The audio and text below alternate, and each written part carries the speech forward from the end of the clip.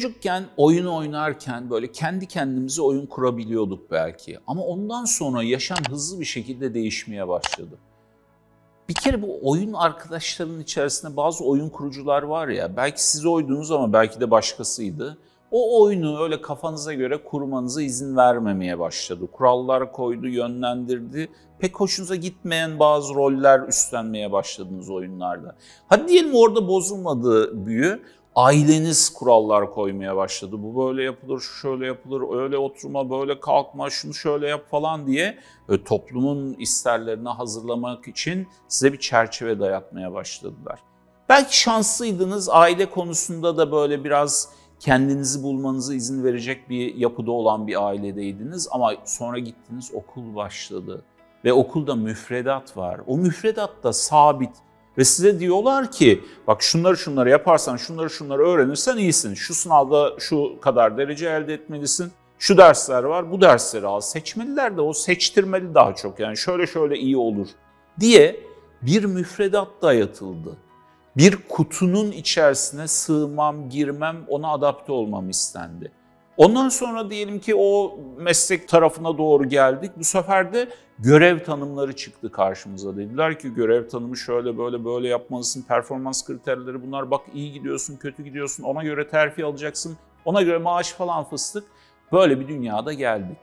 Şimdiye kadar, yakın döneme kadar, son 5-10 yıla kadar, hatta belki daha böyle koronaya kadar falan. Ne oldu? Bize çerçeve dayattılar. Dediler ki bu çerçeve iyi, bu çerçeveyi doldurursan süpersin, bak şunları yapman gerekiyor.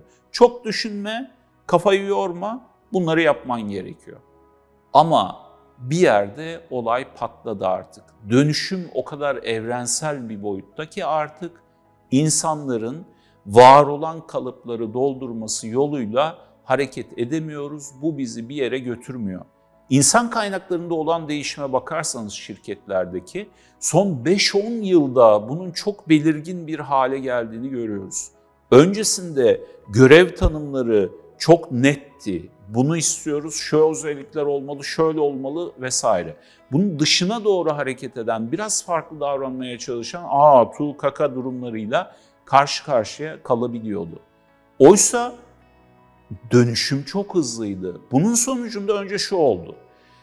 İnsan kaynakları departmanları görev tanımlarını çok daha sık elden geçirmeye başladılar. Yani önceden mesela bir görev tanımı yapıyorsun, 5 yıl boyunca aynı görev tanımı kalıyorken 2 yılda bir değişmeye başladı görev tanımları. Bazı görev tanımları birbiriyle birleşmeye başladı. Yılda bir değişmeye başladı. Mesela DevOps kavramı çok enteresandır burada. Önceden yazılımcılar tamamen ayrıydı. Operations tarafına bakanlar tamamen ayrıydı. Ayrı kişilerdi ve ayrı şeyler bekleniyordu bunlardan. Sonra dediler ki ya bunlar bir arada da fena olmuyor galiba. Yani aynı kişi hem development ile ilgili konuları yapsın, oralarla ilgili hakimiyeti olsun. Hem bunun operasyonu işletmesiyle ilgili konuları da yürütsüne gelmeye başladı. Görev tanımı diye bir şey kalmamaya başladı ve esneklik devreye girdi. Artık temel olarak diyorlar ki hangi rolde olursan ol, bu çerçeveyi biraz da sen biçimlendir. Yani çerçeve böyle gibi ama hani bunu farklılaştırmak yönünde de senden bir şeyler bekliyoruz artık. Olay şuna doğru gidiyor. Ya zaten girişimci olacaksın, yani bir yerde çalışarak yapabileceğin iş seçenekleri azalacak giderek ve o karşılık olarak yapıp ettiğin şeyin karşılığı zayıflamaya başlayacak. İşin anlamı çökmeye başlayacak. Dolayısıyla girişimci olmak durumunda kalacaksın. Kendin bir şeyler yapacaksın. Ya da bir şirkette çalışıyorsan da ünvanın, konumun ne olursa olsun senden bir CEO gibi çalışmayı bekleyecekler. Yani o alanın nereyse, bu koca bir şirket olmayabilir alanın, belki sadece küçücük bir oda ya da küçücük bir bölge ama orayı bir CEO gibi yönetmeni bekleyecekler. Yani sana artık kuklacılar bile diyor ki ya bu kadar da kukla olunmaz. Yani biraz böyle kendin de hareket et, biraz çerçeveni kendin de belirle dediğimiz bir durumla karşı karşıyayız. Ama şimdiye kadar öyle gelmedik ki. Oyun oynarken, okulda, ailemin bana dayattıkları, şu ana kadarki görev tanımları hep böyle bana çerçeve vermeyi, müfredat vermeyi ve benim ona uymamı istedi. Nasıl olacak da ben kendi öz disiplinimle, öz irademle hareket etmeye başlayacağım, yolumu tayin etmeye başlayacağım. Bu çok kolay bir şey değil. Buradaki kritik nokta kendi yapıp ettiklerimden öğrenmek.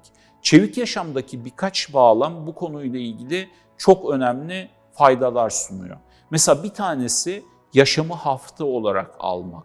Yani bu dönüşümü ya ben buradan buraya nasıl geleceğim diye bakarsam eğer, ya şimdiye kadar öz irade kullanmadım, kendi programımı kendim belirlemedim, nasıl bu hale geleceğim diye kocaman bir konu olarak bakarsam ciddi sorunlarla karşı karşıya kalıp gözümde iyice büyütüp vazgeçebilirim. Oysa hafta olarak baktığım zaman bu haftamı ben belirleyeyim dediğimde aşağı yukarı biliyorum haftamı, neyi nasıl değiştirebileceğimi, ne kadar değiştireceğimi de bilebiliyorum, yapabiliyorum ve onun sonuçlarından öğrenebiliyorum.